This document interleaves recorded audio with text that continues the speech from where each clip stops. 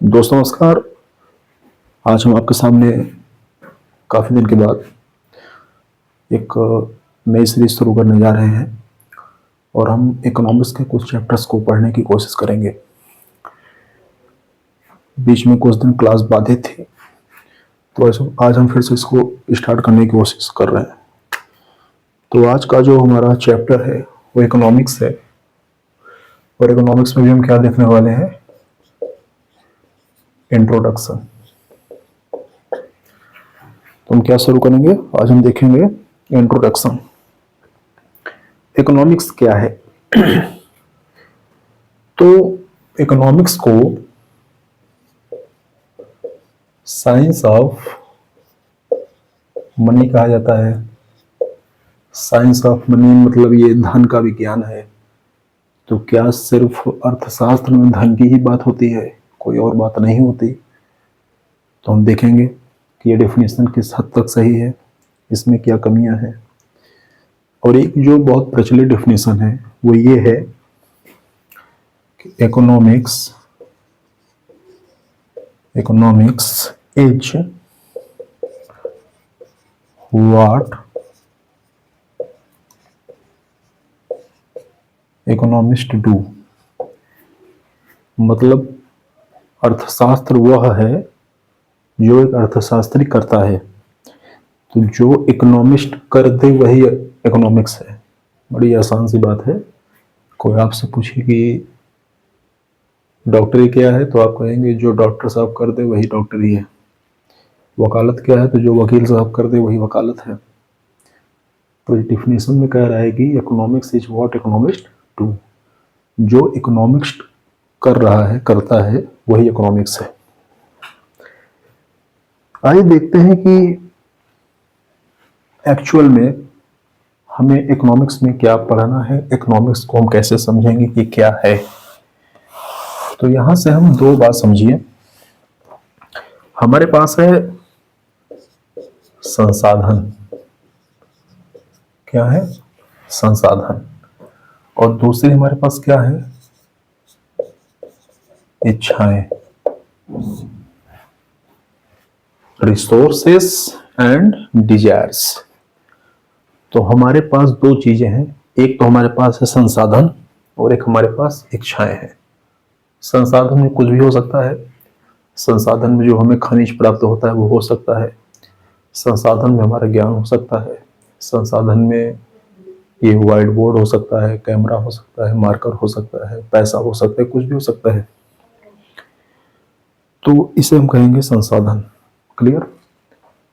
इच्छाएं, वो आपको पता है इच्छाएं क्या होती हैं।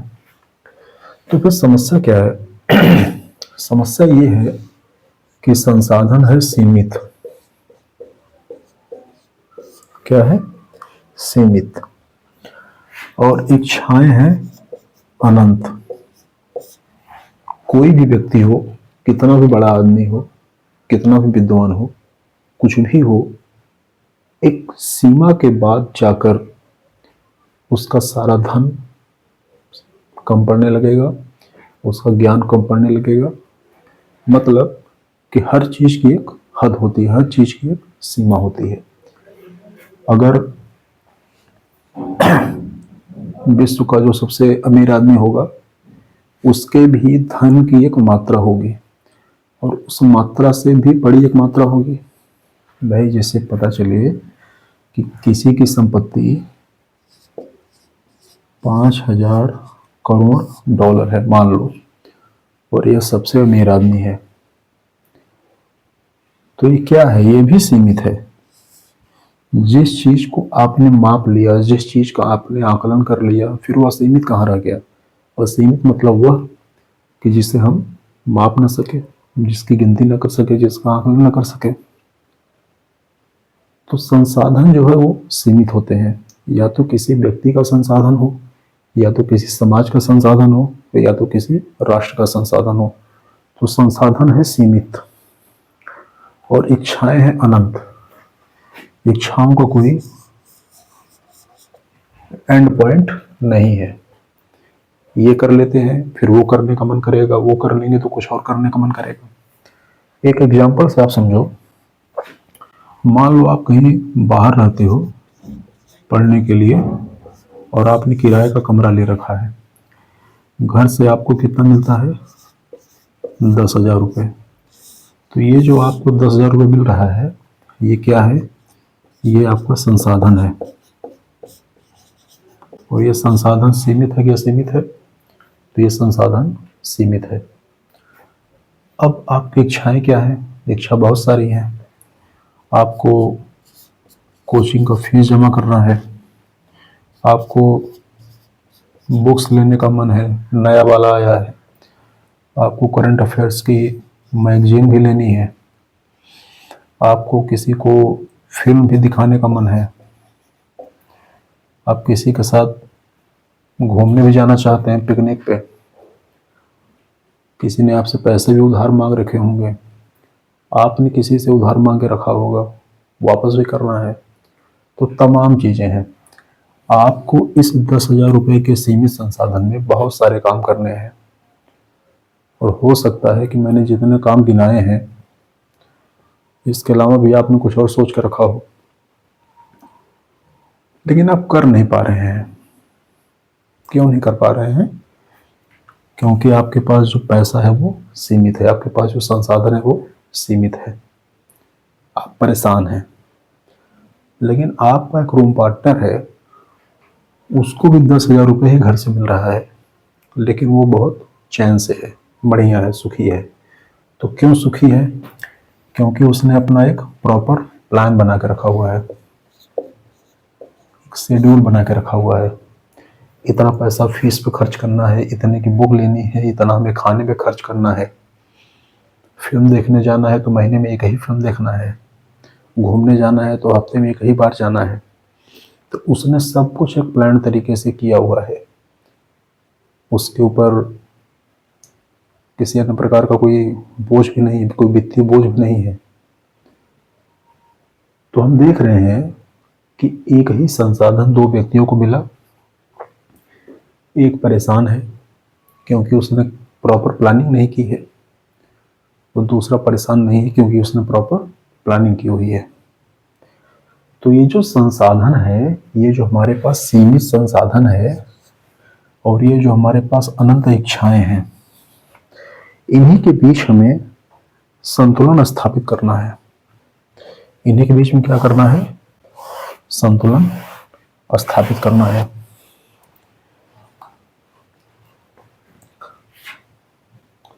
तो दोनों के बीच में जो संतुलन स्थापित करना है, और यही जो संतुलन स्थापित करने की पूरी प्रक्रिया है, इन्हीं के बीच में संतुलन स्थापित करने की जो कला है, यही कला क्या है? यही कला इकोनॉमिक्स है। आई थिंक मैं आसान भाषा में आप लोगों को समझा पाया हूँगा कि इकोनॉमिक्स क्या है। ठीक। दूसरे शब्दों में आप इसको ऐसे समझिए,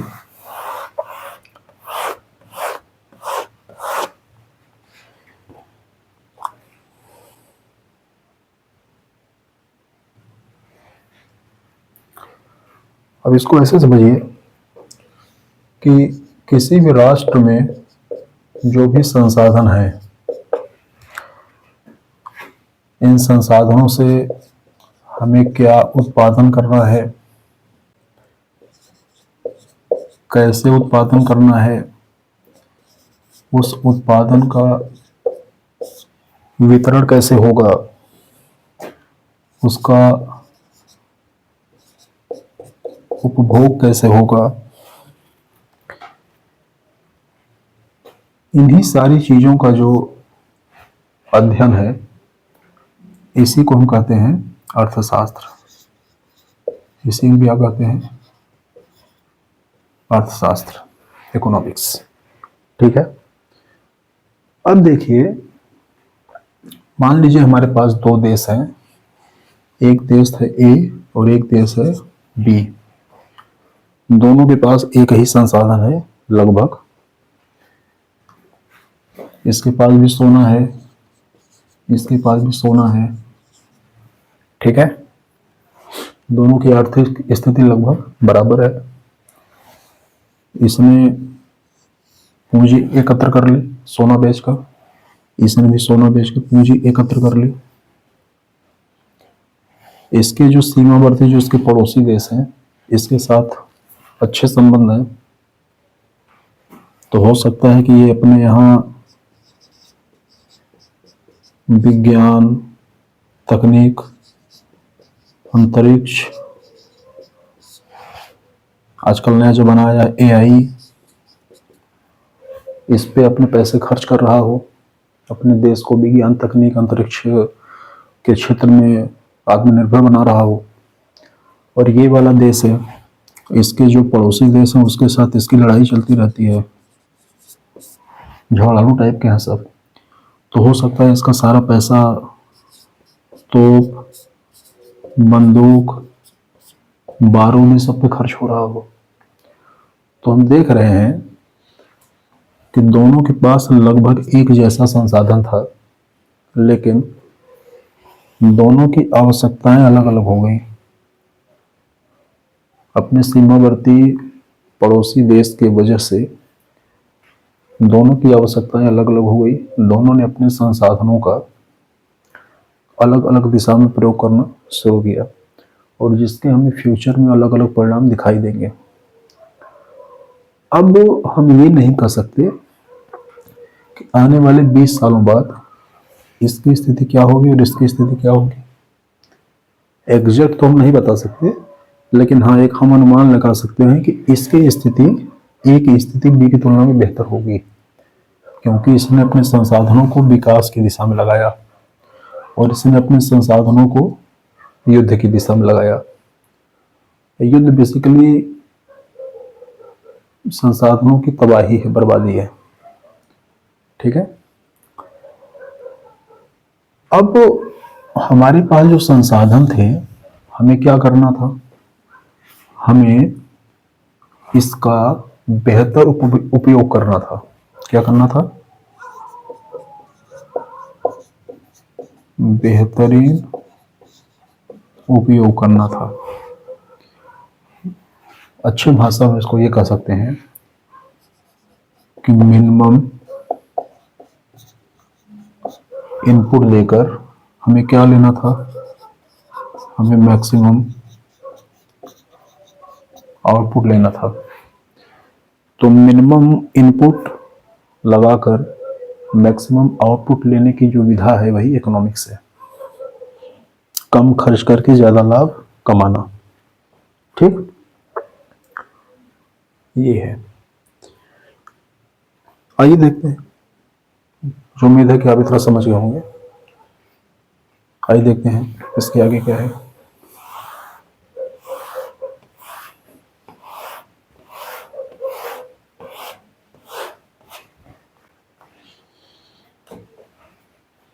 अब इकोनॉमिक्स को सब्जेक्ट के रूप में कैसे कंसीडर करते हैं? तो economics as a subject, economics as a subject. देखो, एक बहुत बड़े अर्थशास्त्री हुए हैं, उनका नाम था एडम स्मिथ। ठीक है, स्कॉटलैंड के थे और इनकी एक बुक आई थी। बुक का नाम था the wealth of Nations. The wealth of Nations. इसी पुस्तक के आधार पर इकोनॉमिक्स को एक विषय के रूप में मान्यता मिली। बेसिकली इनकी जो विचारधारा थी वो एक पूंजीवादी विचारधारा थी, और इन्होंने बाजार की दो शक्तियों का उल्लेख किया। बाजार की दो शक्तियां क्या थी? डिमांड और सप्लाई, मांग और आपूर्ति। लोगों ने से पूछा कि भैया व्यापार कैसे चलेगा, बाजार कैसे चलेगा? इन्होंने कहा कि आपको अधिक दिमाग लगाने की आवश्यकता नहीं है। बाजार के पास दो जादूगर हैं, बाजार के पास दो जिन्न हैं, बाजार के पास दो भूत हैं, और दोनों भूत इतने काबिल हैं कि वो बाजार को आसानी से चला लेंगे, आप केवल देखते रहिए।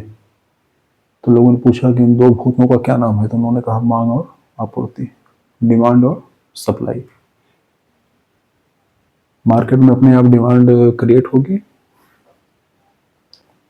सप्लाई तो होबे करेगी, और उससे उनका प्राइस डिसाइड हो जाएगा। आपको ज़्यादा दिमाग लगाने की आवश्यकता नहीं है। लेकिन बात यहाँ पे ये है कि क्या ये दोनों भूत इतने काबिल थे कि अर्थव्यवस्था को प्रॉपर तरीके से चला सकते? तो इसका जवाब था नहीं, इतने काबिल नहीं थे। 1929 में महामंदी का दौर आया और एक व्यक्ति हुए, उनका नाम था J.M. केन्स।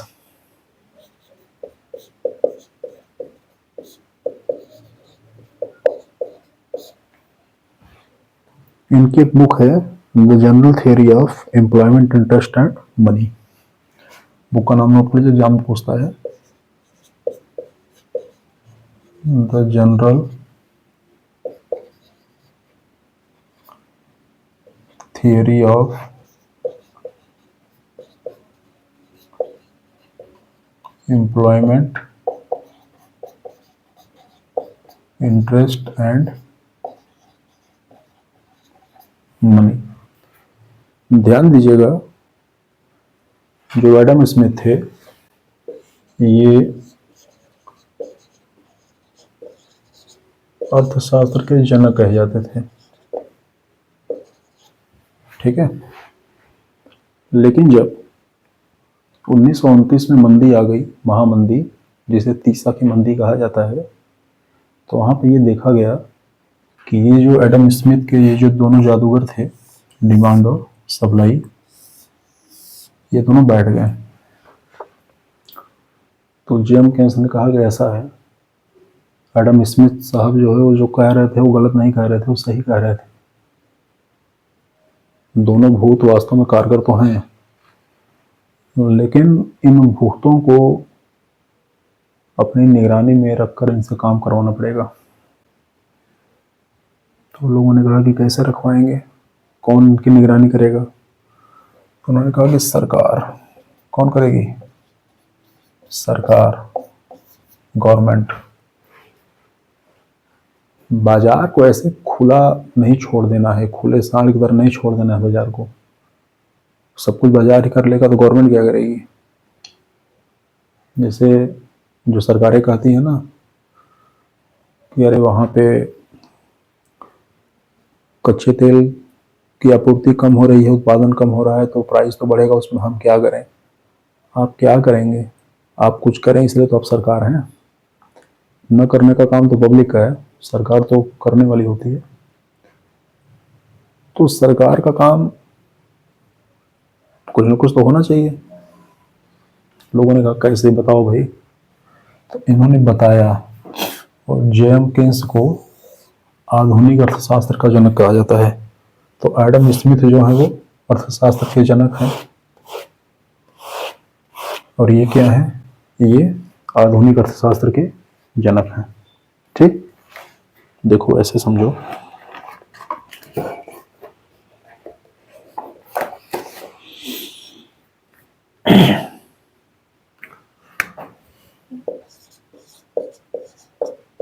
गवर्नमेंट क्या करेगी? देखो समझो, गवर्नमेंट क्या कर सकती है, गवर्नमेंट क्या करेगी।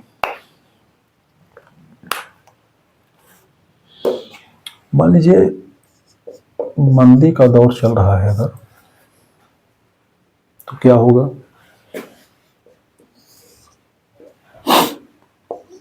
लोगों के पास रोजगार नहीं होगा, या तो रोजगार कम होगा। ऐसा क्यों होगा? क्योंकि देखो एक साइकिल है, उत्पादन नहीं होगा या उत्पादन कम होगा। उत्पादन कम क्यों होगा? या उत्पादन नहीं क्यों होगा? मान लो एक पब्लिक है, पब्लिक के पास पैसा नहीं है, तो जब पब्लिक के पास पैसा नहीं है तो पब्लिक किसी चीज़ की डिमांड नहीं करेगी, तो डिमांड नहीं करेगी तो वो चीज़ बिकेगी नहीं, बिकेगी नहीं तो कंपनी ने जो प्रोडक्शन करके रखा हुआ है उनको अपना माल खपाना है, नया प्रोडक्शन करेंगे नहीं। अपने खर्चे काटने के लिए उनको कर्मचारियों को नौकरी से निकालना पड़ सकता है, तो लोग बेरोजगार होंगे, बेरोजगार होंगे तो पब्लिक के पास फिर पैसे की कमी होगी, तो ये साइकिल ऐसे चलता रहेगा। आपको याद होगा कोविड का समय,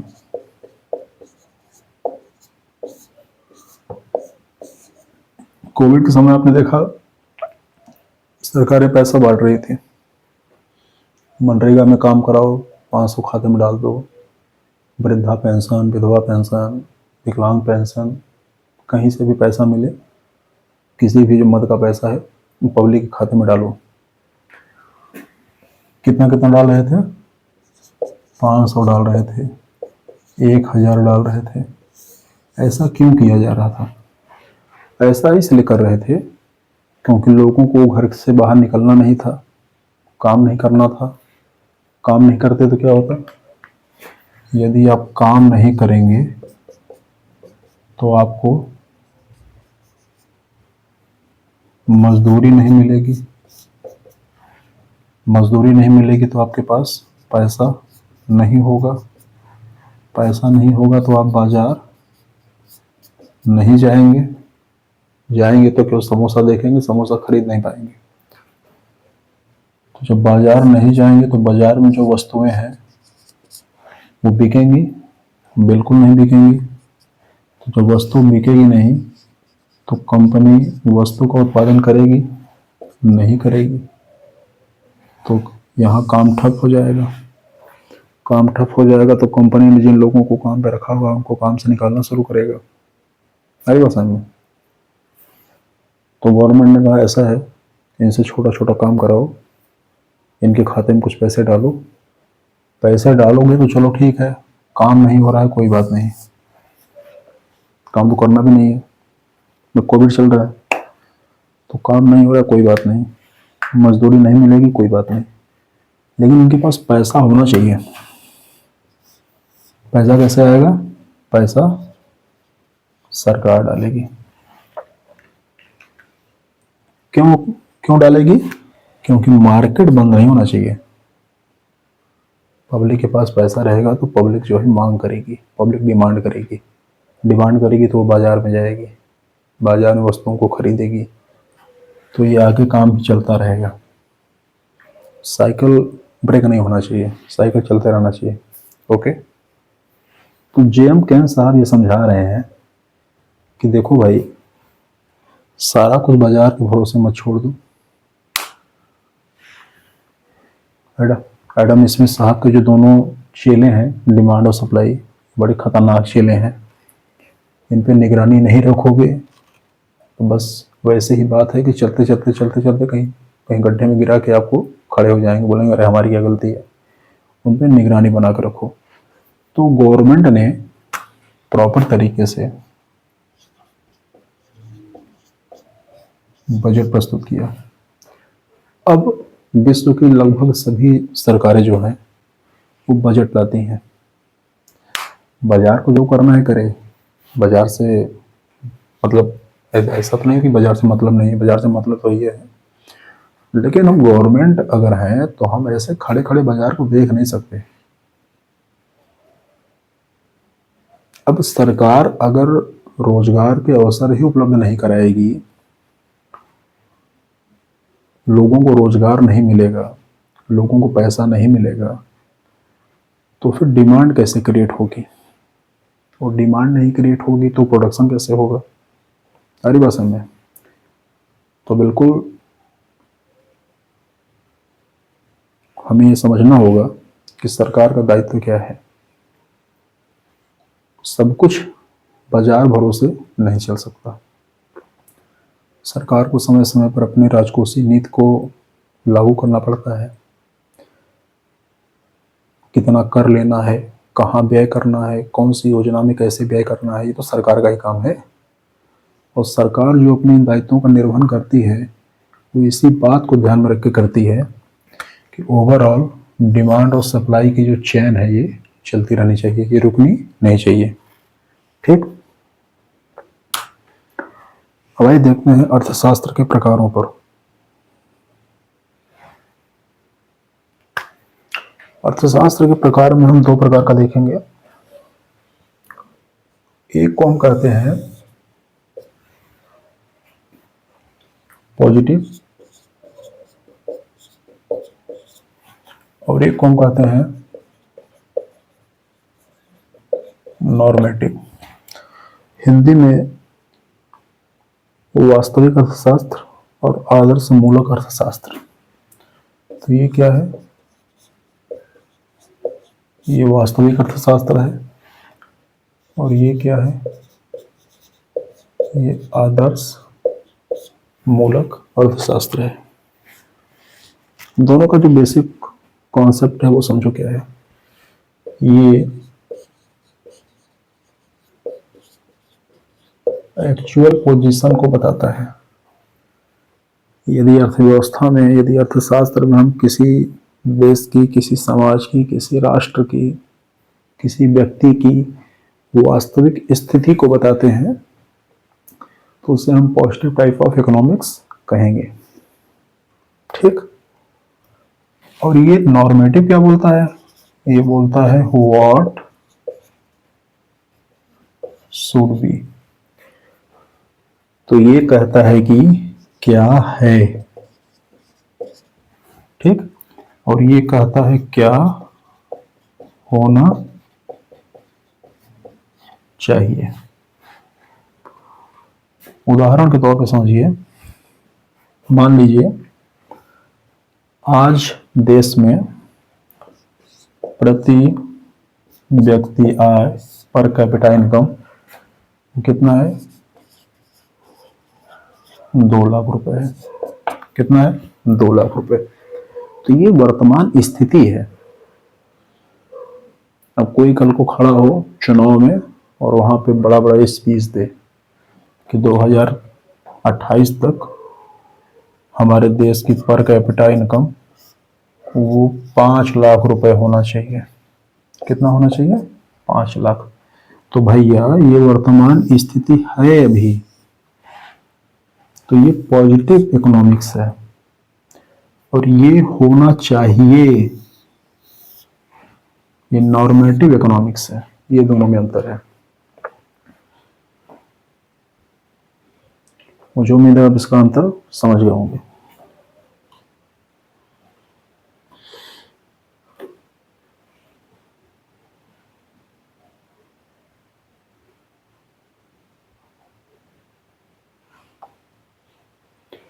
अब ये जो नॉर्मेटिव है इसका देखो यूज क्या है।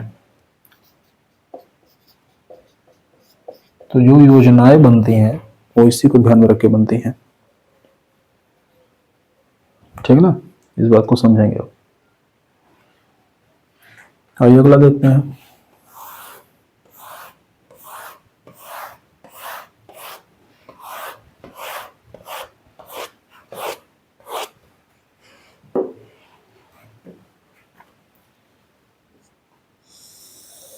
इकोनॉमिक्स के और 2 टाइप होते हैं। एक को हम कहते हैं डिमांड साइड और एक को हम कहते हैं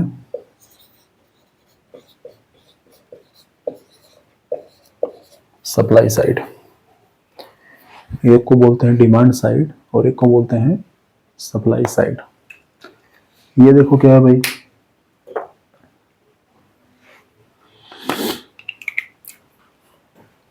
इसे दिया था सन 1970 में आर्थर लॉफर ने।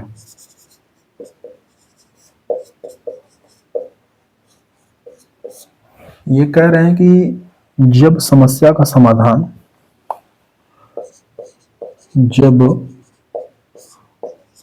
समस्या का समाधान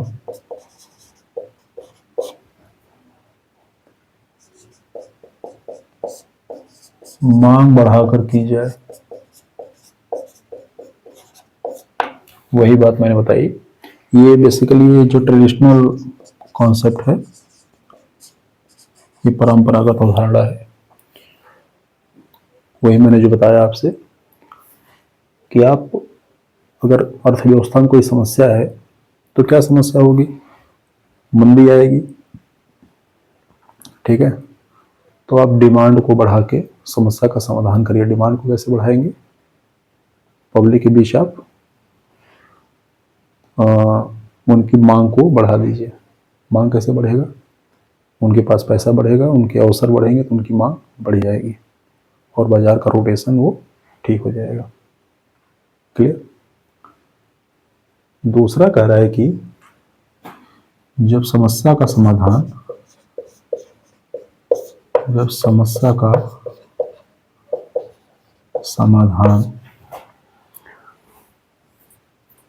आपूर्ति बढ़ाकर की जाए।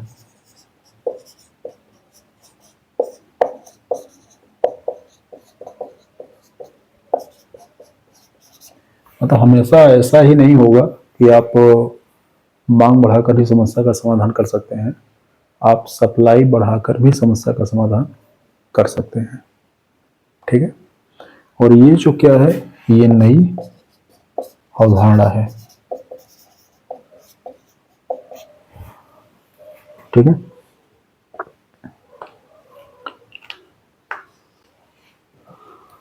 तो आज हम क्लास को यहीं पे ब्रेक करेंगे, कुछ टेक्निकल इशू है, और इसके नेक्स्ट क्लास में इस चैप्टर को हम कंप्लीट करेंगे। आई थिंक कल के क्लास में हो जाएगा, आज इसके आगे मैं कंटिन्यू नहीं कर पाऊँगा। देखते रहिए, आपके जो भी प्रश्न हो कमेंट बॉक्स में डाल दीजिएगा, मैं उसको सॉल्व करूँगा, एक्सप्लेन करूँगा। Thank you.